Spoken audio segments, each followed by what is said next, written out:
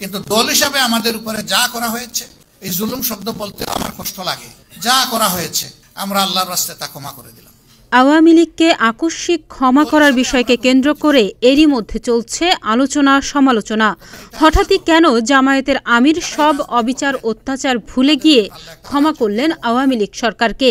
এ নিয়ে সচেতন মহল থেকে শুরু করে রাজনৈতিক দলগুলোর মধ্যেও প্রশ্ন উঠেছে। তবে কি জামায়াতের পথেই হাঁটবে বিএনপিও?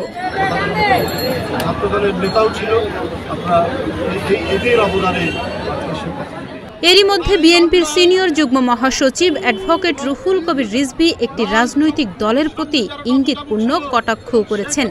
তিনি বলেন, তারা বলছেন আওয়ামী লীগকে ক্ষমা করে দিয়েছেন, গণহত্যাকারীদের কিসের ক্ষমা করতে বলছেন তারা?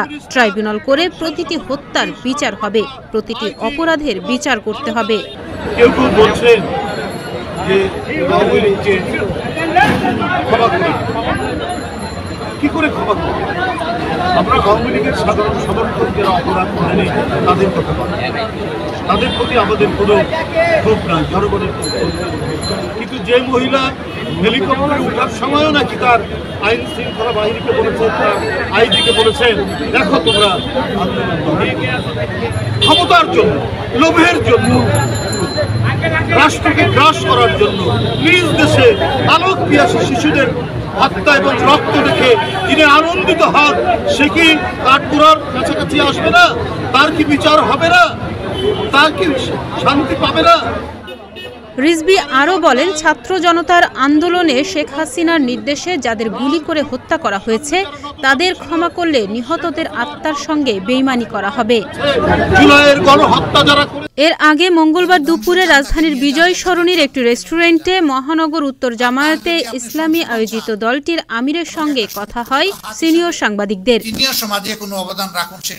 এই সময় গত 16 বছরে জামায়াতের ওপর আওয়ামী লীগ সরকার যে নির্যাতন করেছে তা দল হিসেবে ক্ষমা করে দেওয়ার ঘোষণা দিয়েছেন দলটির আমির ডাক্তার শফিকুর রহমান। কিন্তু দল হিসাবে আমাদের উপরে যা করা হয়েছে, এই জুলুম শব্দ বলতে আমার কষ্ট লাগে, যা করা হয়েছে আমরা আল্লাহর রাস্তায় তা ক্ষমা করে দিলাম। দল হিসাবে আমরা কোনো প্রতিশোধ নেব না, তবে এটা আশা করব যারাই রাজনীতি করবেন তাদের জন্য আল্লাহ একটা রাজকীয় মন দেন, তারা যেন জটিল এবং সংকীর্ণ মনা না হন। কারো প্রতি কোনো প্রতিশোধ নেওয়া হবে না আশ্বস্ত করে জামাতের আমির বলেছেন, ভিকটিম হিসেবে কেউ যদি বিচার প্রত্যাশী হয় তবে তাকে স্বচ্ছ আইনি প্রক্রিয়ায় নিশ্চিতে সহায়তা করবেন তারা। কোনো ভিকটিম কিংবা ভিকটিম ফ্যামিলি তারা যদি সুনির্দিষ্ট অপরাধের প্রতিকার চেয়ে আইনের আশ্রয় নেয়, আমরা তাদেরকেও সাহায্য করব, এটা আমাদের দায়িত্ব।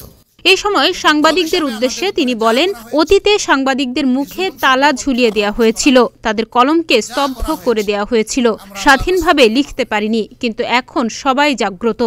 অতীতে আপনাদের হাতের কলমকে ফ্রিজ করে রাখা হয়েছিল, একটা অদেখা হ্যান্ডকাপ আপনাদেরকে পরিয়ে দেওয়া হয়েছিল, যারা কথা বলেন তাদের মুখে সেরকম অদেখা একটা তালা ঝুলিয়ে দেওয়া হয়েছিল, সাময়িকভাবে এই তালা খুলেছে।